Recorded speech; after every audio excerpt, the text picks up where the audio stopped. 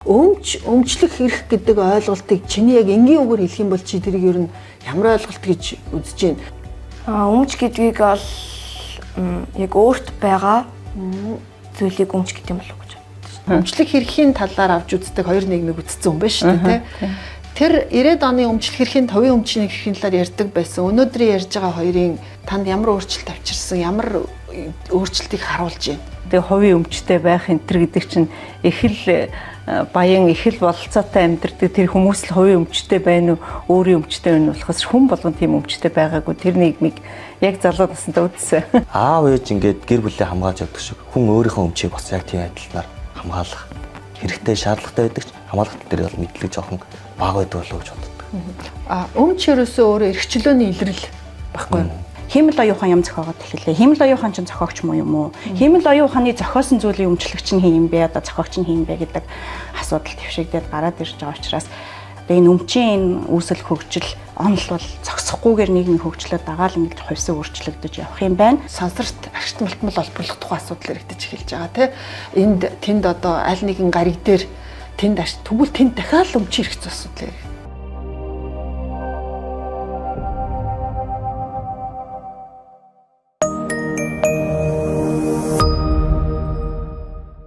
Сайн бацгаана уу? За миний бие хуульч Баярмаа байна.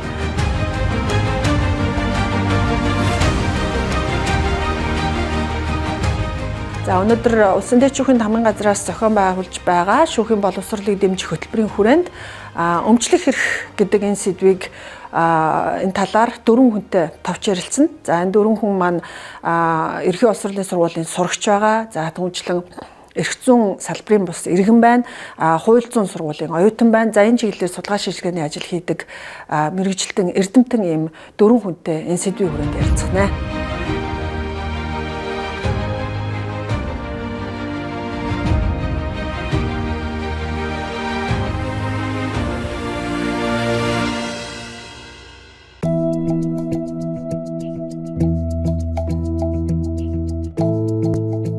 Сайн байна уу гişглээ. Сайн байна уу?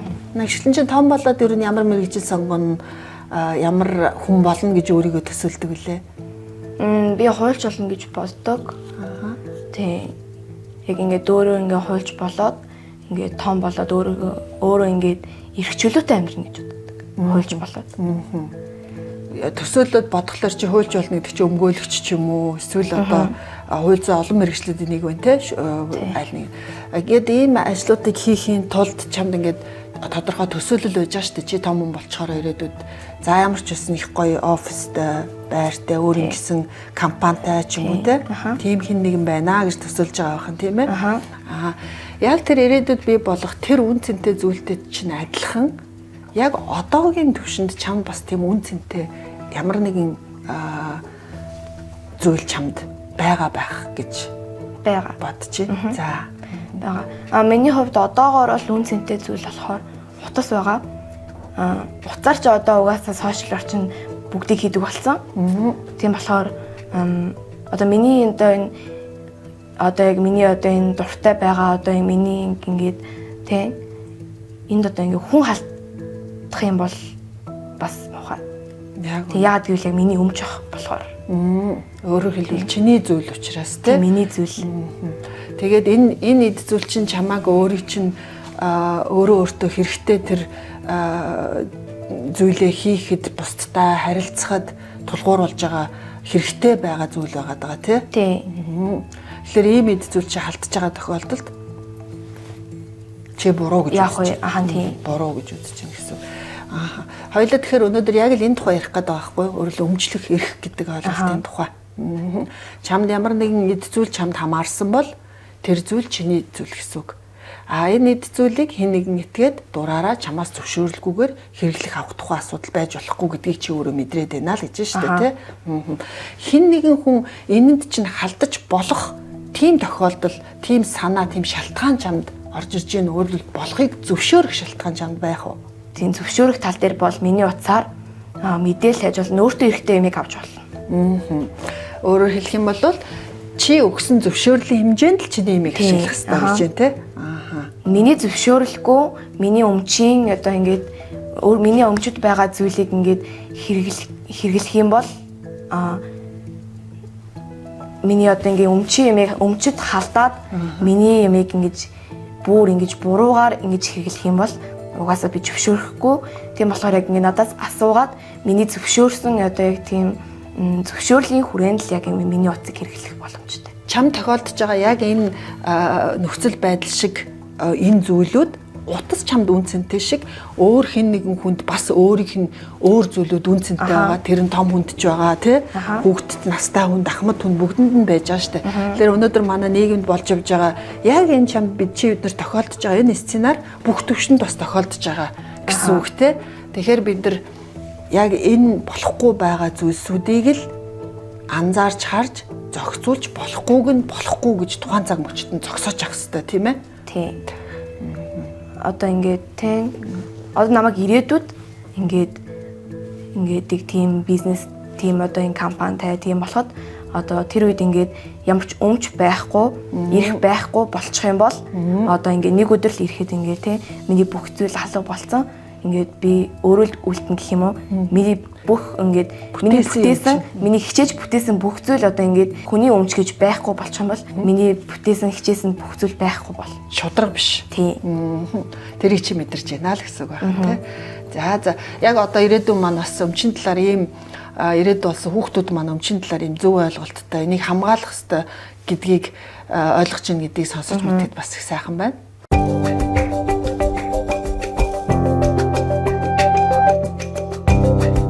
За сайн байна уу та? Сайн байна уу? За сайхан өвчж байна уу? Сайхан өвчж байна. Өмчлөх эрх өмчтэй холбоотой асуудлаар бас ярилцах нь байна. Тэгээ өөрийгөө танилцуулах. Намайг Жидэ гэдэг. Би математикийн багшаар 37 жил ажиллаж байгаа тэтгэвртэй гарсан юм хүн байна. За өмчлөх эрхийн тухай гэхээр би ерөнхийдөө яг олон жил багшилсан учраас хүмүүс энэ сургуулийн орчинд байгаа ямиг л бас ярих дуртай л да. Угаасаа агуулгын тэгэл орчдөг. За тэгэхээр хүн бол яг үндсэн хуулинд олгогдсон 18 эрх 8 үүрэгтэй гэдэг тийм ээ. Манай боловсролын системд ч гэсэн бас ингээ багшийн эрх үүрэг гэж байгаа. Тэрэнд харилцаж байгаа харилцагч нөгөө сурагчид, эцэгчүүдийн эрх үүрэг гэж байгаа. Тэгсэн мөртлөө тэрнээс давуу эрх нь юу их ажиглагддаг вэ гэхээр эрх нь айгүй их ажиглагддаг. Өөргөө ухамсарлах, өөргөө суралцах, өөргөө судлах гэдэг юм дээр ерөнхийдөө нийгэм даяараа тэгээд жоохон дутагдaltaй байна даа л гэж анзаархтай байдаг. Яг л энэ ардчлал нийгэм төрөөд өнөөдөр энэ нийгэмд хүн болж өсөж байгаа тийм ээ. Би хүн болж байгаа төлөвшөж байгаа хүмүүс ч байна. Та бас өмчлөх эрхийн талаар одоо өнөөдөр хоёулаа ярилцах гэж байгаа өмчийн талаар ярьж байгаа үүргийг хөндөж байна л да. Тэгэхээр яг өмчлөх эрхийн нөгөө талд бол өмчлөгчийн үүрэг гэдэг ойлголт яалтчгүй байдаг. Үнэхээр байдаг. Өөрөөр хэлбэл өмчлөх эрх хамгаалагдах ёстой зүйл нь. Тэгэхдээ өмчлөх эрхээ эдлээд явахын зэрэгцээ өмчлөгч хүн бусдын өмнө үүрэг хүлээх ёстой. Энэ ойлголт та энийг бас яг хөндөж явах шиг байна. Өөрөөр хэлбэл үндсэн хуулийн эрхээс гадна үүргийн тухай ойлголт гэдэг. Гэтэ өмч гэдэг ойлголтыг нийгэмд өөрөө бас хэд хэдэн аягүй чухал үүргүүдийг бий болгодог гэж үздэг байхгүй юу?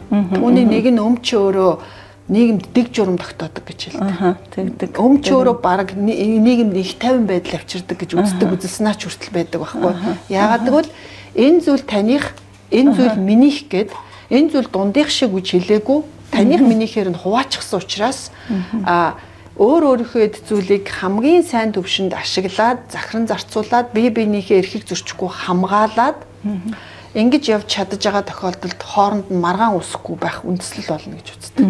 Хэнийх нь мэдэгдэхгүй нийтийн өмчийг их болгох тусам бас нөгөө талдаа эсэргээрээ бас нийгэм тайван бус байдал бий болгодог ийм тал байдаг байхгүй. Тэгэхээр та яг тэрийг хөндлөө сая те өмчлөгчийн үүрэг гэдэг ойлголт байдаг гэж. Өнөөдрийн бас танаас богинохоо нэг таны санааг сонсчээ гэж бодсон юм.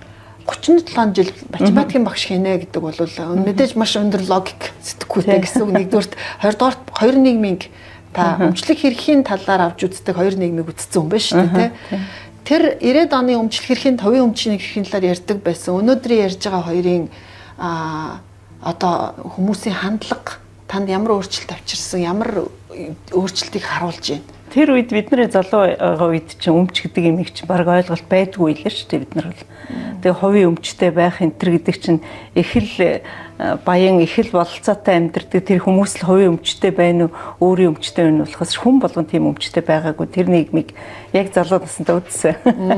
Одоо энэ нийгэмд болохоор зэрэг хүн болгон өөрийн өмч байх ёстой гэдэг ойлголт байгаад байна. Тэрнээс гадна тэр өмчийн үндслээд бас судалгаа 8 хийдэг юм байна.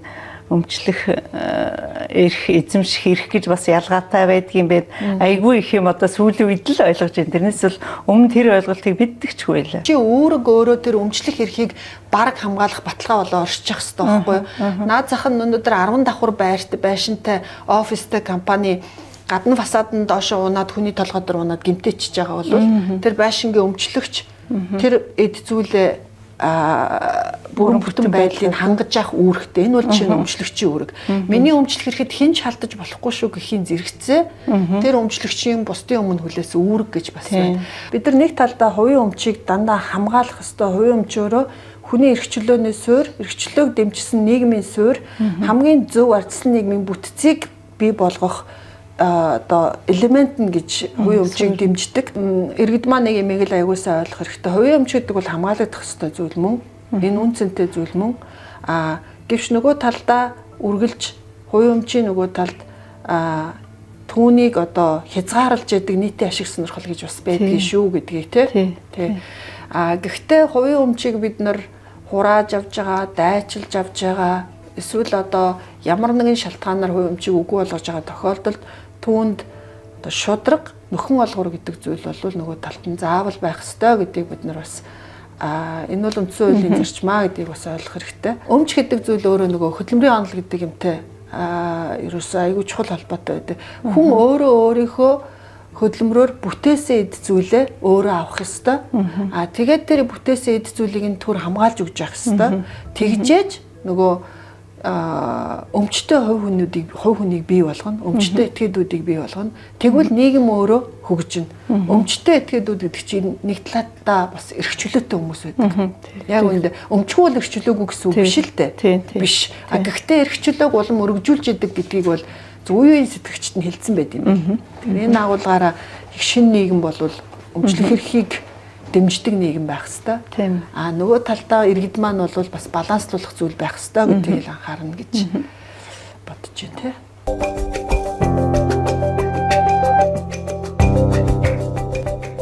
Сайн өдөр Нэмжир. Сайн байна уу? Өөрийгөө танилцуулах байх Нэмжир. За, намайг Дорж Булмын Дорж Нэмжир гэдэг. Би одоо Хотын нэг их сургуульд эрхцөөч мэргэжлэр 3 дугаар курстээс оролцоо явж байна. Яа хуульч мэргэжил сонгов? Хуульч гэдэг бол ер нь бол миний багын мөрөөдөл байсан ихэндээ бол. Тэгээд цаашлаад олон судлаад ирэхдээ бол ямар ч зэн өөрийн эрх үүргээ болон бусдын эрх үүргээ хамгаалах хүн байна гэдэг бол маш чухал юм байна. Энэ талаар мэдлэгтэй мэддэг бол үнэхээр хэрэгтэй. Одоо хүн болгонд хэрэгтэй зүйл болцоолох дээр ялч сонгох шалтгаан болчихсон. Бус салбар эрх зүйнээс бусад үүргийн эрх зүй, гэрээний эрх зүй, бусад юунаас өмч эрх зүй ямар онцлогтой чамд ямар талаараа илүү ач холбогдолтой юм шиг санагдаж байв. За өмчийн эрх зүйд дотор ер нь бол одоо манай үндсэн хуульд одоо хэрэглэж байгаа үндсэн хуульд маань бол ингээд 16-гийн 3 дугаар үлдэр ингээд хүний хувийн өмчийн талаар ер нь бол зааж өгсөн байдаг шүү дээ. Хүний үндсэн эрхийг энийг бол ялчгүй өмчлөх эрх байх ёстой юм байна. Энэ бол ардчилсан ёсонд хүн өөрийн өмчтэй байх ёстой. Өмчийгөө бол хамгаалах тий.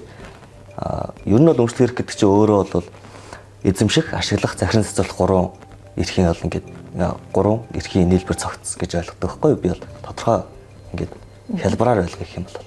Энэ бол тэгээд хүнд илүү тийм ач холбогдолтой чухал гэдэг утгаараа л. Бусдын өмчийг булааж авч болохгүй, бусдын өмч зөвшөөрлгүй хурж болохгүй. Хувийн өмч бол хувийн өмч, таны өмчтэй. Гэдэг энэ ойлголт ингээд яагаад тийм байх ёстой юм бэ гэдгийг хэр мөн чанартай нь ойлгож байна гэдэг бол дараагийн асуудал. Тэгэхээр яагаад булааж авч болохгүй юм те? Яагаад хувийн өмчийг тэгтэл нь бүх юунууд дээр үндсэн баримтчгууд дээр хамгаалж ирсэн, баталгаажуулж ирсэн. Манай үеийн миний насны үеийн залуус бол бүгд ингэж хувийн өмчтгийг бол маш сайн ойлгож байгаа. Өөрсдөө өмчтэй болоод бусдыг алдаахгүй ч гэдэг юм уу тэр талаараа бол бас яг хуулийн мэргэжлэр сураагүй ч гэсэн бүх хүн бол ойлгож байгаа. Энэ яг илүү наривч ойлгоод хувийн өмч тэр тусмаа өөрийнхөө зүйлсийг хамгаалах тал дээр тэр тал дээр ингэж мэдлэг жоохон дутуу. Аав ээж ингээд гэр бүлээ хамгаалж явдаг шиг хүн өөрийнхөө өмчийг бас яг тийм адилнаар хамгаалах хэрэгтэй шаардлагатай байдаг ч хамгаалалт дээр бол мэдлэг жоохон бага байдаг болов уу гэж боддог. Өмч гэдэг бол өөрөө эрх чөлөөний илрэл. Яг тэр агуулгаараа хүний хувийн эрх хэрэгчлөөг дээдлэн гэдэг бол угаасаа манай үндсэн хуулийн ч гол зарчим ба. Хүн хувийн эрх хэрэгчлөөг дээдлэх ёстой. Өөрөө манай нийгмийн гол үнэт зүйлтэй. Энэ хувийн эрх хэрэгчлөөний гол илрэл бол хүн өөрөө хувийн өмчтэй байх явдал. Хэрв хувийн өмчтэй байх явдлыг хязгаарлалцах юм бол тэр хувийн эрх хэрэгчлөө зүгээр бараг нэлээд олон хувинд зүгээр цаасуулж хувирна л гэсэн үг. Яг гоо түүний хажуугаар бусад элементүүд байгаа. Үнэн. Хүн байх юм бол зөрчилдөөн байна. Хүн байгаа бол өмч байна. Тийм үү? Хүн байгаа бол улс төр байна гэсэн ингээд нэг гурван ойлголт байгаа даа шүү дээ. Яг тэрний нэг нь бол хэрвээ хүний нийгэм тухайн хүнд харьяалуулсан өмч байхгүй бол тэнд дэг журам гэж байхгүй гэсэн үг. Бүх юмыг дундын болгох юм бол нөөцийг хамгийн ариг гамгүй хэрэглэх үндэс бүрддэг гэж үздэг. Тийм учраас хүн хувийн өмчөө хамгийн их ариг гамтай хэрэглэдэг учраас нөөцийг хамгийн зөв удирдах зарчим магадгүй энэний цаан сууж идэг гэсэн үг байхгүй юу? Тийм учраас бид нар нөгөө талаас хувийн өмчийг хамгаалж байгаа нөгөө талдаа бид нар магадгүй нөөцийг хамгаалж байгаа хэлбэр. Гэхдээ энийг бас хязгааргүй байж бас болохгүй гэдгийг ойлгох хэрэгтэй. Яагаад гэвэл хит хүн гэдэг амьтаа өөрөө бас төгс биш амьтсан учраас шунал тотлогдох тохиолдол байна. Өөртөө хэрэгцээгүй хит их хөрөнгийг овооруулах тухай асуудал байна. Тэгвэл энийг бид бас яаж баланслуулах уу гэдэг. Нөх хүртэх эрх буюу хөрөнгө хуваарлтын тэгш хуваарлтын асуудал бас гарч ирнэ гэсэн.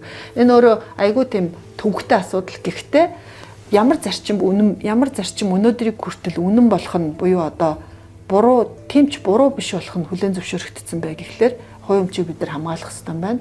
Хувийн өмч бол хүний одоо энэ бидний нарцсан нийгмийн гол одоо түлхүүр эрх чөлөөний илрэн гарах гол илэрлэл юм байна гэдэг элийн асуудлыг бид тээр ярилцлаа да тийм ээ. За баярлалаа.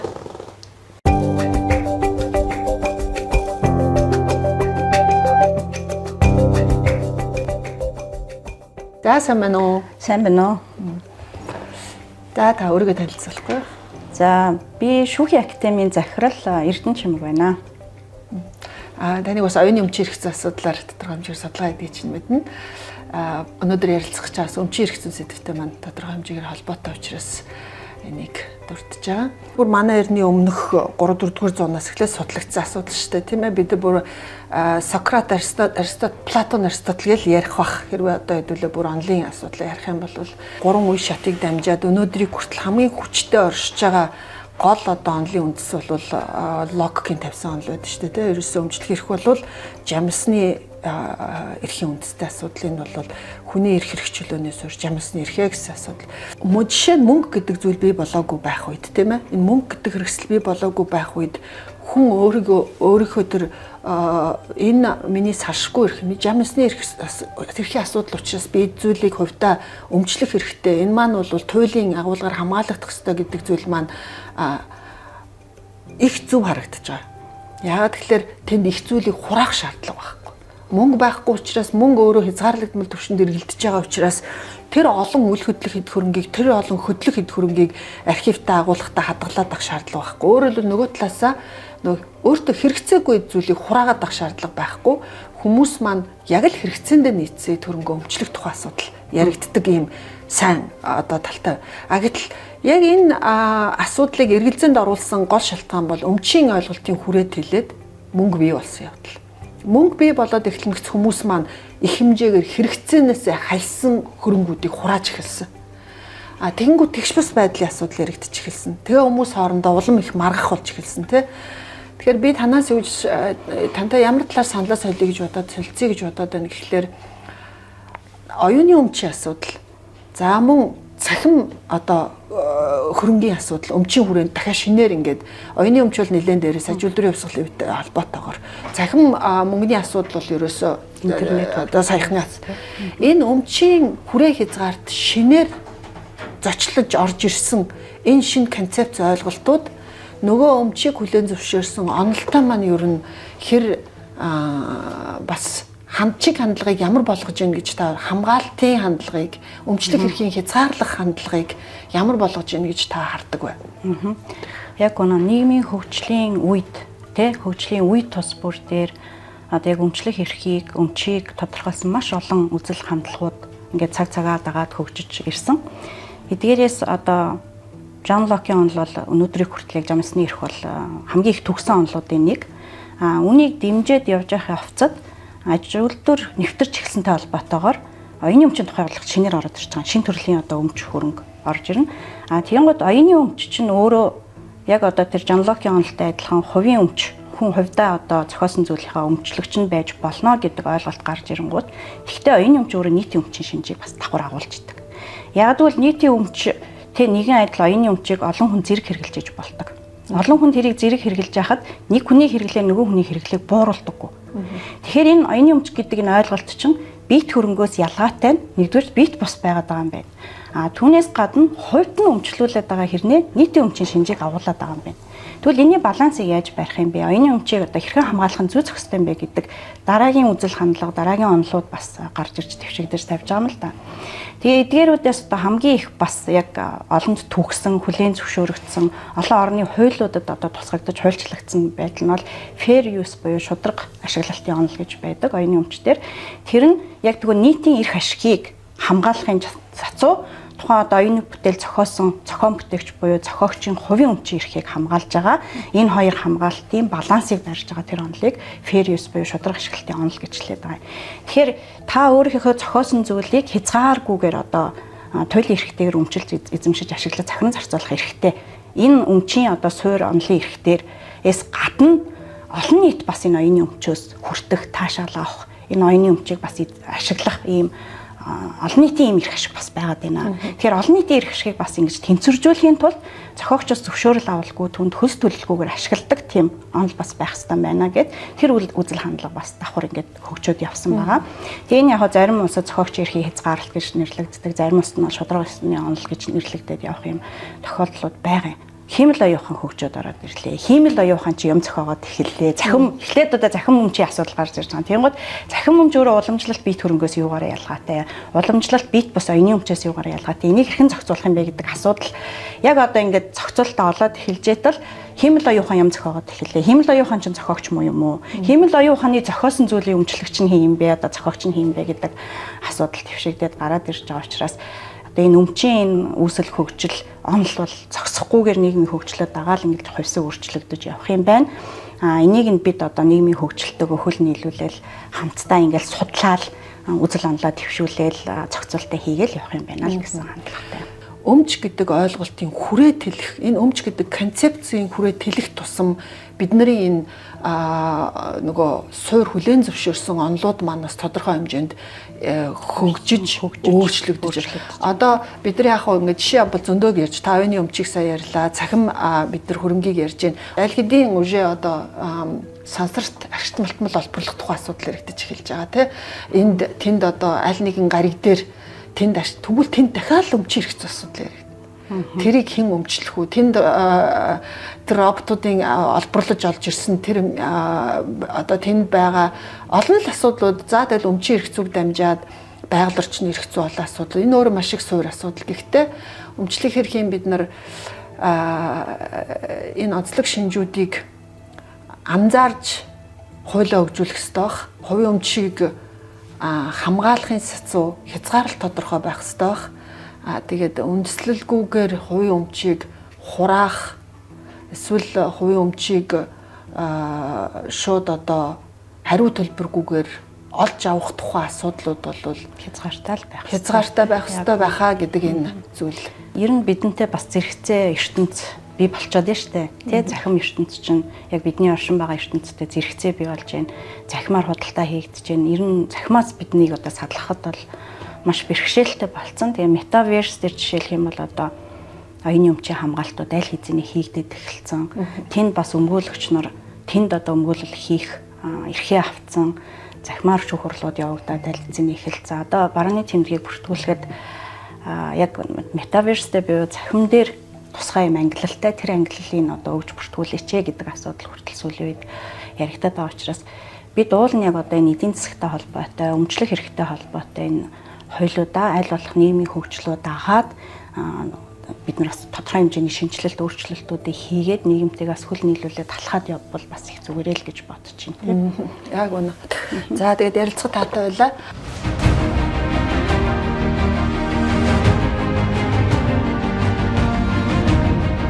Өмчлөх эрхийн сэдвийн хүрээнд дөрвөн зочинтойгоо өргөдөж ирсэн дөрвөн зочинтойгоо ярилцлаа.